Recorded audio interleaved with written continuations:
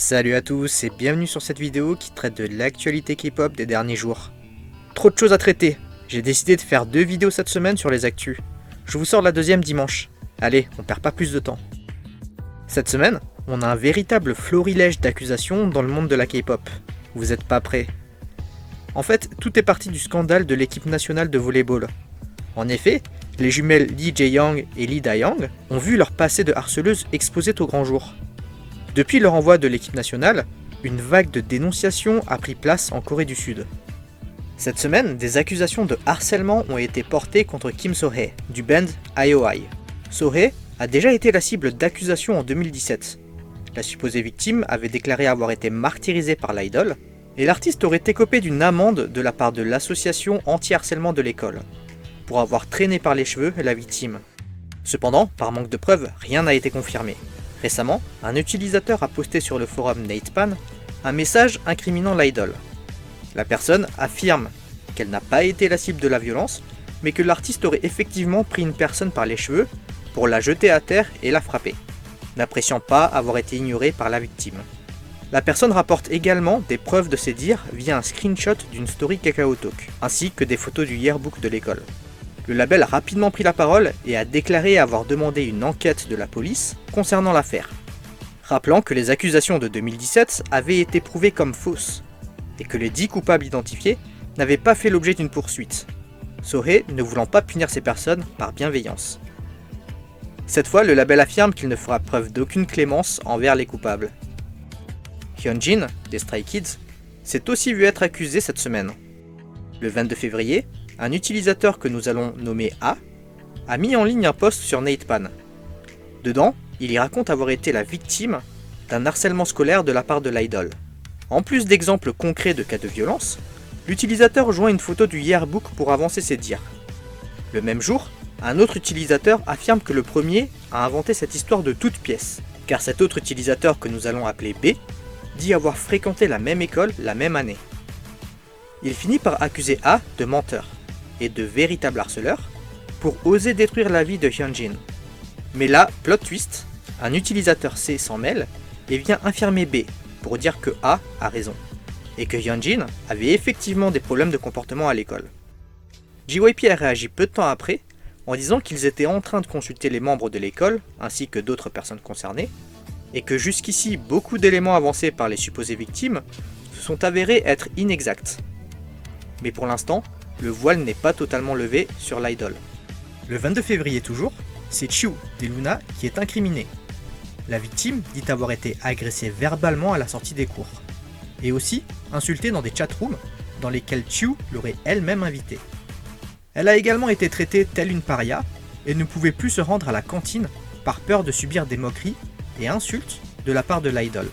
Du coup, elle s'isolait. La victime précisa que la violence n'a jamais été physique, mais psychologique. Quelques heures plus tard, un autre netizen prit la parole et affirma également avoir été la cible de harcèlement de la part de Chiu. L'internaute se dit aussi surpris de ne pas voir plus de victimes élever la voix. De plus, Chiu serait particulièrement doué pour préserver son image. Et du coup, seuls ses amis et les victimes connaissent son vrai visage. L'internaute dit aussi s'être plaint au professeur principal et d'avoir rédigé une lettre, mais aucune mesure n'a été prise. Ce n'est qu'en 2e ou 3e année que Chiu décida de changer, car elle disait vouloir devenir une idole. Le label prit la parole le lendemain et affirma que les accusations sont entièrement fausses et que cela relève de la diffamation, car les faits reprochés ne sont pas confirmés et pourtant l'identité de l'idole est révélée. La deuxième victime s'est alors encore une fois prononcée, disant qu'elle n'attendait aucune autre réaction de la part du label. Elle savait que le label allait nier en bloc l'accusation. Elle n'attend pas non plus d'excuses publiques, mais simplement que Chiu se rapproche d'elle pour s'excuser en privé. La première victime, quant à elle, s'est excusée et avoue avoir un peu exagéré avant de rassurer le label en disant supprimer le post. L'une des plus sérieuses affaires d'accusation est portée à l'encontre de Soojin, des Idol. Une personne, qu'on va nommer a déclaré être la grande sœur d'une autre, qui a été la cible de harcèlement de la part de Soojin. En effet, l'idole aurait giflé la petite sœur de l'internaute et l'aurait humiliée en demandant à l'ami de la victime de la frapper à son tour. Puis, elle aurait mené une campagne d'ostracisme contre elle après l'avoir appelé au téléphone et l'avoir insulté. La supposée victime, qu'on appellera B, est intervenue plus tard, disant que les allégations étaient vraies et que de plus, Soo-jin lui extorquait régulièrement de l'argent, lui volait ses vêtements ou encore l'insultait. De plus, Soo-jin aurait été réputé pour fumer, boire de l'alcool et se faire dévirer à l'arrière de la moto de son copain. Cube a alors pris la parole et affirma que les personnes avaient été identifiées et étaient bel et bien des proches de Soo-jin. Et si le label confirme la partie avec l'appel, il nie toutes les allégations de violence scolaire. Mais peu de temps après, une victime qu'on nommera C a décidé de s'exprimer et apporte comme preuve un document de présence au cours. Cette dernière affirme ne pas avoir côtoyé Soo-jin et que tous les étudiants étaient au courant de la partie sombre de l'idol. Elle confirme que l'artiste avait été aperçu en train de fumer dans l'enceinte de l'école et qu'elle faisait aussi de la collecte d'argent à la sortie d'école, disant que c'était une collecte de la part des Sunbae. Elle était d'ailleurs accompagnée d'un élève plus âgé qui aurait été connu pour avoir fait de la prison juvénile. De l'autre côté, Soo-jin décida de communiquer sur la situation dans un long post.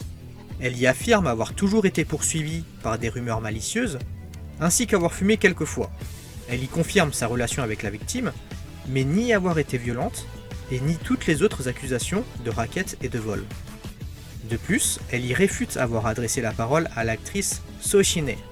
Car en fait, l'actrice, qui est connue pour avoir fréquenté la même école, avait récemment décidé d'utiliser sa voix contre le harcèlement qu'elle a elle-même subi. Beaucoup ont fait le lien avec Soo-jin et pensaient que Shin-hye parlait d'elle. Si rien n'a été confirmé, la story que l'actrice affiche ce 22 février conforte l'hypothèse des internautes. Malheureusement, le calvaire ne s'arrête pas pour elle, car de nombreux fans de Soo-jin ont décidé de poster des commentaires malveillants sur l'Instagram de l'actrice. En résumé, Shin-hye, qui a potentiellement été harcelée par Soo-jin dans le passé, est maintenant victime de cyberharcèlement de la part des fans de Soo-jin, car ces derniers pensent que Soo-jin n'est pas une harceleuse. Drôle de comportement, hein. En tout cas, en attendant de démêler le vrai du faux, Yoja Idol a décidé d'annuler sa programmation de son émission Gossip Idol. Bon les amis, on se retrouve très vite pour une deuxième et même une troisième vidéo cette semaine. Comme d'hab, si ça vous a plu, montrez votre soutien. Et je reste dispo sur Insta si vous voulez discuter. Allez, on se dit à toutes et bye bye.